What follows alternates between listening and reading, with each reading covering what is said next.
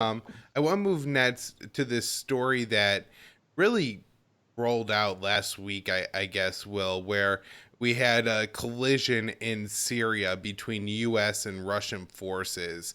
And maybe just give us a little bit of the background. And I will say, for anybody watching the YouTube, me and Will are going to play a clip. It's about a minute and 40 seconds. No sound, of just what I think the Russians put out of the alleged or the actual collision that left four Americans injured. Right, right. Yeah, so in this incident, I mean, like the sort of the background just basically is the Russians are still, in Syria. They're helping the president there, the government of Bashar al-Assad to beat back the remnants of these rebel groups, and so they carry out these patrols. And the United States is also occupying Syrian territory where we're mostly embedded with Kurdish groups, like without the permission of the government. And so we're also doing patrols of our own.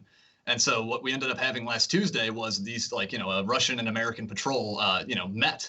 And you did have some kind of like collision or car wreck, as you're saying. And for the viewers, they can see now what sort of this happening, this incident.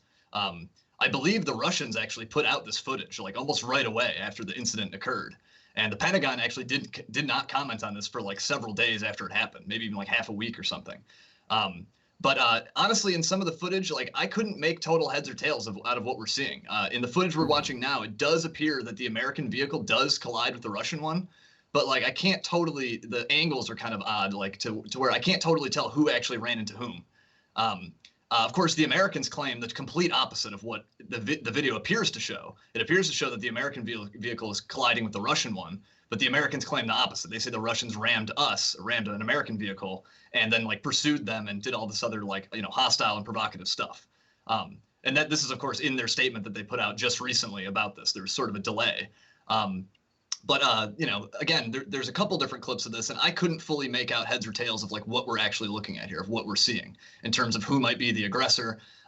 In one of the clips, it does the Americans say that the Russians pursued their vehicles, whereas in the clip that we're watching, it does kind of look like the Americans are pursuing the Russians, where at one point the Russians even kind of pull ahead of the American vehicles, and it seems like they're trying to get away or something. But I don't know, like maybe what was your take on these videos? What did you think? Yeah, well, my first thought was it's just, people talk about, Americans on the streets like engaging in like this really stupid form of LARPing. For people who watch the video, there's like multiple military helicopters flying around. If you look, you see probably a total of six vehicles in the shot. Two or three are Americans and two or three are Russians, and they're just driving around in this field in Syria and like kind of weaving in and out of each other. And it's just the stupidest thing. What does any of this have to do with us? What part of or what American is at risk if the U.S. isn't carrying out these maneuvers in Syria? It's obvious that nobody is, and that this is just a big theater game. But the problem is the risk is that if these troops start shooting at each other, it very easily spirals to a situation where we're at confrontation with Russia, and then that's a step away from nuclear annihilation of the entire planet. It's the stupidest thing going on. People could sit there and talk about, oh, armed Antifa versus armed white militants on the streets being Blue boys. yeah, right, like that. Obviously, that's a very tense situation, and talking about like the potential like fallout from that standoff. I mean, this is a hell of a lot worse than that. Yeah. And the reaction from so many people, especially from people within the US media, is to basically say, why isn't Donald Trump doing about this? Why won't he confront Vladimir Putin? Why is he a puppet of Vladimir Putin? And just going into this complete Russiagate tirade and completely lost and devoid from any kind of reality of this situation, that this is some field out in the middle of nowhere Syria. At the very best, what the US is going to do is pump a little bit of oil from the ground and spill a hell of a lot more in the process. There's no reason to be here. It's not helping anyone. The best thing we could do is let Russia and the Syrian government take this territory so the Kurds can't, or not the Kurds, the Turkey can't, and that way the Kurds have some form of protection, and we're not leaving them open to another ethnic cleansing and slaughter. But instead, we're playing these stupid games with the Russians. The Turkey is trying to exploit the chaos and do as much as they can in Syria, and it's going to be the people that everybody claims to care about most, the Kurds, that are, I think, really going to suffer and end up getting the short end. And then of course, a potential risk to the U.S. Russian relationship.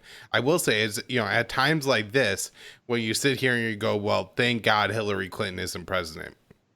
Not that I'm happy at all that Donald Trump is, but this lady wanted confrontation with Russia in Syria, and playing bumper cars to her is a excuse for a no-fly zone to start a war, and at least Trump is willing to ignore it. So that's that's the best we get, I guess, out of a President Donald Trump, is that occasionally he'll just let things go rather than reacting to every last incident. But I agree with you on like the video analysis that I had a hard time telling exactly who was running into who, in part because there's not like clear road lines or anything like that. They're just kind They're in a of, field. yeah, They're it just like looks in a like they're field. Yeah. driving around a field, and they're all in these very large military vehicle that I'm sure weigh several tons Yeah. and stuff like that. And it looks like they're driving relatively quickly. I was also thinking to myself, and maybe this is just empty territory, but it looked like a farmer's field.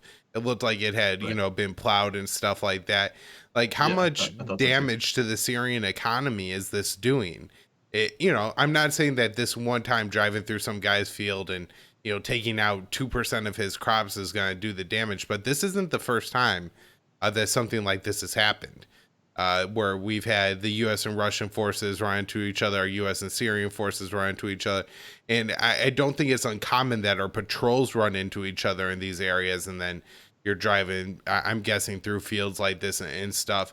It must feel like just the absolute, just being like the gum on the bottom of somebody's shoe to be the Syrians right now, and having the Right. Russians and the Americans playing your territory like this. It's so dangerous. And, of course, if anything does start to happen, initially the US and Russia will probably try to play it out locally, and it'll be the Syrian people that are already suffering from US sanctions, from I guess, 2011 is about to start. So 9 years of civil war Yeah. ish in that country. I say ish because the U.S. backed that opposition so heavily, but yeah. Right. So anything else on Syria, Will? Yeah, I'll just say, like, I kind of gave the Pentagon's position. They came out and accused the Russians of dangerous, provocative behavior, that they tried to ram their vehicle and stuff. But Moscow's position on this whole thing, they've said that, like, hey, dude, we gave you our patrol route. Like, you knew where we were going to be on this day, so like you can't claim that we like tried to accost you or something. You knew we were going to be there.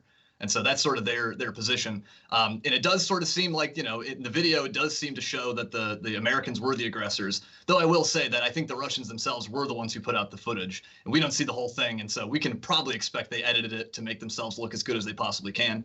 But, it does still seem like in the footage that we see, it does appear that, like, to back up sort of their account. So that there's nothing definitive there, but yeah, that was the Russians. That was their sort of argument, is that, hey, we told you where we were going to be, and you know.